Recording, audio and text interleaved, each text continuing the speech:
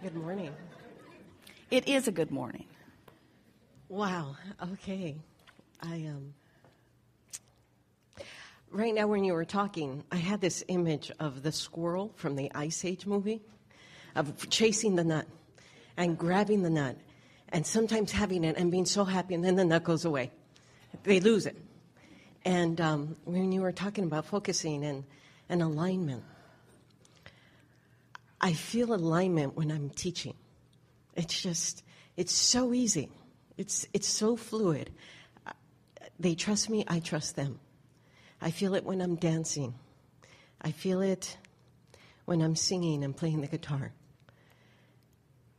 I'm trying to figure out, how do I move that into a relationship? By focusing on the moments in time when you know it and practicing the vibration of that. And you see, you already did quite a bit of that.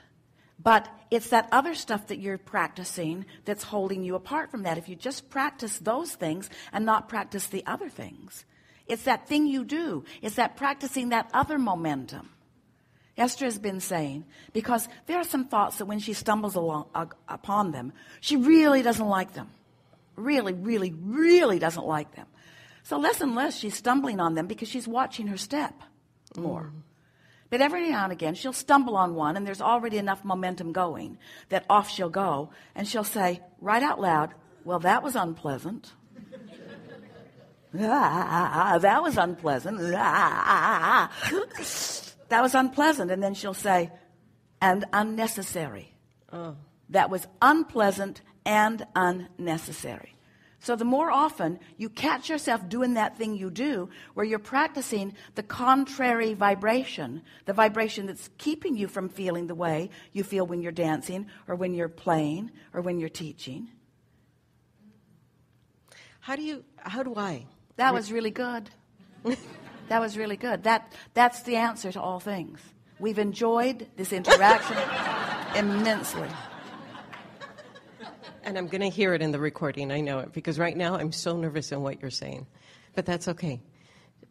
Removing the fear from, especially in an intimate... When you teach, yeah. How do you set your students at ease? Ah!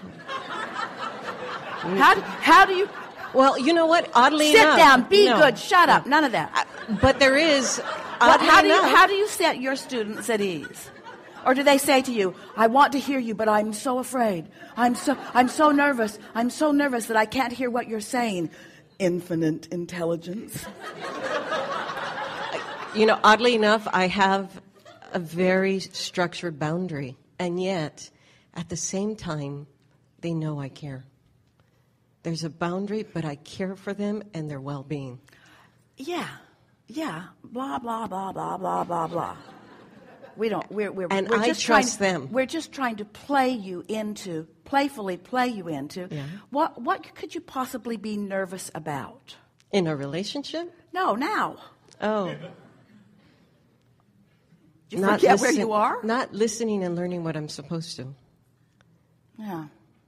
So what do you do when you're interacting with someone you're teaching and you can tell that they're not listening, and so your words are sort of not being, or are there enough of them that you know the others are getting it, so this one doesn't matter so much? No,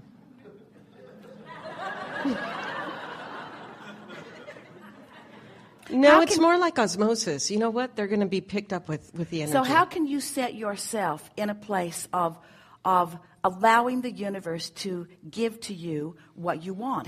Because this is the picture that we want you to understand. This is a universe that's based on attraction. So here you are, a point of attraction. And what you're wanting to attract now is knowledge and knowing. And so here we are in the perfect forum for that to happen.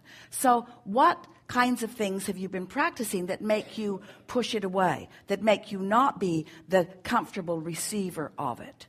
If law of attraction is always working, and it is, and you are the point of attraction, then can you see that it's just practicing good feeling thoughts about anything that you can find that makes you a practiced receiver of what you want? So, but then you take those important things, that thing you really want, and you make it so important that then you are afraid, or then you are fearful. The last thing in the world we ever want to hear from anyone when we are interacting with them is that I am so nervous I cannot hear you.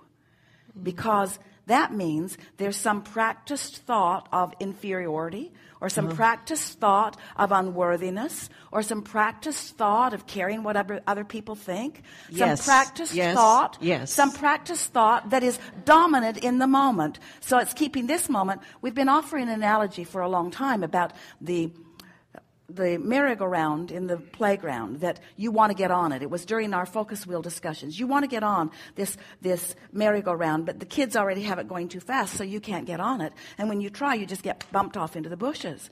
And Esther had the sensation the other day that her merry-go-round was spinning, and it was spinning so well that it was sweeping up everything that was a cooperative component to it and everything that was a vibrational match to it, and that anything unwanted would go off in the bushes because the momentum of who you are is such, you see.